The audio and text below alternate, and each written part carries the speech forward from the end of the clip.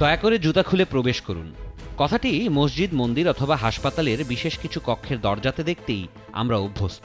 কিন্তু বিশ্বের বুকে এমন এক গ্রাম আছে যে গ্রামটির প্রবেশদ্বারে বড় বড় অক্ষরে লেখা রয়েছে এই বিজ্ঞপ্তি। তাই গ্রামের প্রবেশদ্বার থেকে জুতা হাতে নেন গ্রামবাসীরা। আবার জুতা হাতে নিয়ে গ্রামের সীমানার বাইরে গিয়ে তারা এটি পায়ে দেন। অদ্ভুত রীতিনীতি মনে হলেও প্রতিদিন তা করেন এখানকার মানুষ। এই গ্রামের ঠিকানা কোথায়? কেন এমন অদ্ভুত রীতি? এ ব্যাপারে সাধারণ মানুষের ভাবনা কি? জুতা আমাদের পাকে যেমন বাইরের ধুলাবালি জীবাণু থেকে রক্ষা করে, তেমনি পোশাকের সঙ্গে মানানসই জুতা পরলে ব্যক্তির বাহ্যিক সৌন্দর্যও বেড়ে যায়। তবে ভারতের তামিলনাড়ু রাজ্যের আন্দামান গ্রামের মানুষ জুতা বা স্যান্ডেল পরে না যুগ যুগ ধরে। চেন্নাই থেকে 450 কিলোমিটার দূরে তামিলনাড়ু রাজ্যের ছোট্ট গ্রাম আন্দামান। গ্রামটিতে 130 পরিবারের বাস। গ্রামটি প্রায় 300 বছরের পুরনো। এখানকার অধিকাংশ মানুষ কৃষিজীবী। আন্দামান গ্রামের প্রবেশদ্বারে আছে প্রকাণ্ড একটি নিম গাছ। গাছটির নিচে থাকা ভূগর্ভস্থ জলাধার থেকেই ধানক্ষেতগুলোতে চাষের পানি আসে। বহু বছরের পুরনো এ নিম গাছ থেকেই শুরু হয় গ্রামের মানুষদের জুতা খুলে হাতে নেয়া।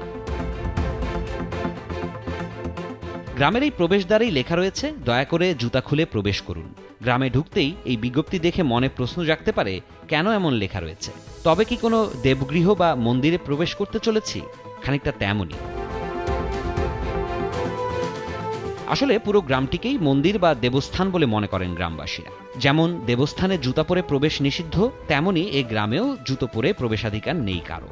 গ্রামের কোনো মানুষই এখানে জুতা পরেন না, আর এই নিষেধাজ্ঞা গভীর বিশ্বাসের সঙ্গে মেনে আসছেন গ্রামের বাসিন্দারা। আজ থেকে 70 বছর আগে এই নিমগাছের তলায় গ্রামবাসীরা প্রথম মুথিয়া লাম্মার মাটির প্রতিমা স্থাপন করেন।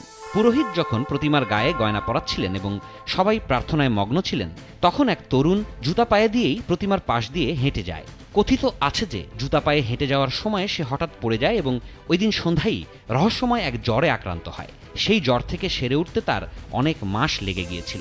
মূলত এরপর থেকে গ্রামের ভেতরে কেউ কোনো ধরনের জুতা পরে না। গ্রামবাসীর বিশ্বাস, গ্রামকে মুথায়ালাম্মা নামের একজন শক্তিশালী দেবী রক্ষা করছে।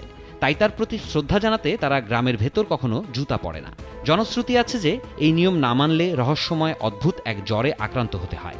কিন্তু এখানকার মানুষ ভয় থেকে নয়, বরং ছোটবেলা থেকে গ্রামকে পবিত্র ভূমি হিসেবে ভেবে আসছে বলেই এটা মানে।